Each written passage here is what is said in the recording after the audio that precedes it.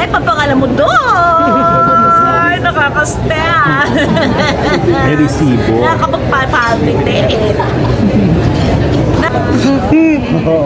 At yung iba wala, hindi na. Ako pa ba? Hindi makakaintindi dyan?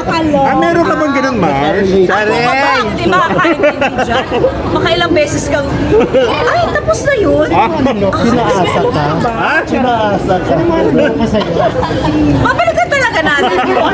Hindi, kasi... Hindi, ano lang, pagkadaanan mo talaga yun eh. Kasi wala kayong choice. You always see each other. Nagpo-promote kayo. And then, your network would have to tell you na, okay, kailangan mas sweet pa kayo ha. Kailangan may ganon. I mean, let's be blunt. Kasi, binibenta niyo yung pelikula niyo and also hanggang sa magiging natural na yung sweetness niyo. Kasi kayo na nga nakikita araw-araw. Oo. Pero hindi naman umabot sa mga sa chat, yung mga mga Nakakaloko. Ulo. chat, oo. Yung mas may body, may maganda. Wala naman. Wala pang screenshot, no? Bakit ba yun? Page. Sa isip ko, beeper lang. Eh yung beeper naman, hindi ko naman pwede magsabi ng mga malalakas sa liha, di ba? Hindi, at saka alam mo. So thankful kayo, wala yung social media nung time. Oh, yes. Oh, but I feel for this generation now, you really have to be very careful. Kasi anything can really happen.